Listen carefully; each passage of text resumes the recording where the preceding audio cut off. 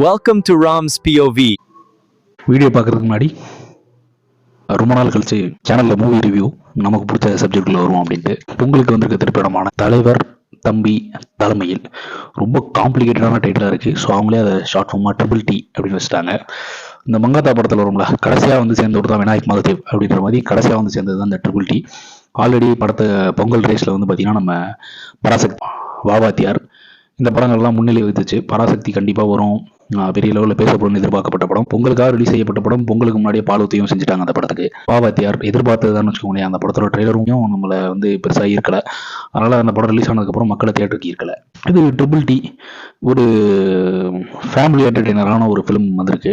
ஏன் இதை நம்ம ஃபேமிலி என்டர்டெய்னர் அப்படின்னு சொல்லணும்னா, ஃபேமிலி அப்படின்ற ஸ்பெல்லிங்கை தப்பா போட்டு மலையாளத்தில் எடுத்துக்கிறது தான் இந்த படத்தை எடுத்துக்காரு. இந்த படம் எப்படி இருந்தது அப்படின்னு, அந்த ஊர்ல வந்து ஒரு தலைவர் தம்பி இருக்காப்ல, அவர் தான் நம்ம ஜீவா, அவர் தான் ஹீரோ படத்துக்கு. அவரோட தலைமையில ஒரு ஈவெண்ட் நடக்கிறதா இருக்கு. அந்த ஈவெண்ட் நடக்க வேண்டிய இடத்துல பக்கத்து வீட்லயே வேற ஒரு கான்ட்ராஸ்ட் ஈவெண்ட்டும் நடந்தது.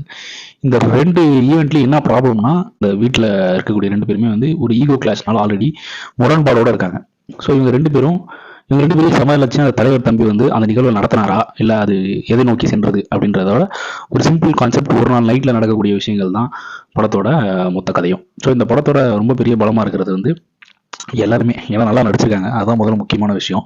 ஸோ கதை ரொம்ப சிம்பிளானதுனால நம்ம ஒன்றும் ரொம்ப பெருசாக போட்டு மாட்டே குழப்பிக்க வேண்டிய விஷயம்லாம் கிடையாது. டீகோட் பண்ணுற அளவுக்கு ரொம்ப சிம்பிளாக இருக்கும். அங்கங்கே சின்ன சின்ன நகைச்சுவை சீன்கள் போட்டுகிட்டே இருப்பாங்க படத்தில்.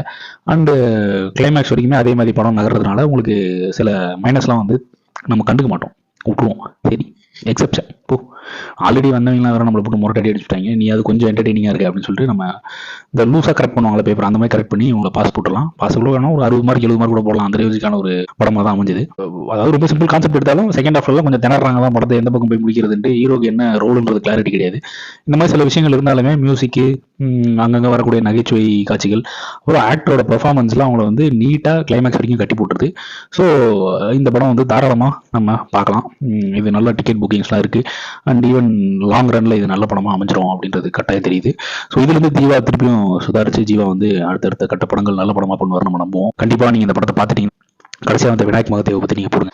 உங்களுக்கு என்ன தோணுச்சு இந்த படத்தை பார்த்து அப்படின்றதையும் கமெண்ட்ஸில் போடுங்க. சேனலை சப்ஸ்கிரைப் பண்ணுங்கள். தேங்க்யூ.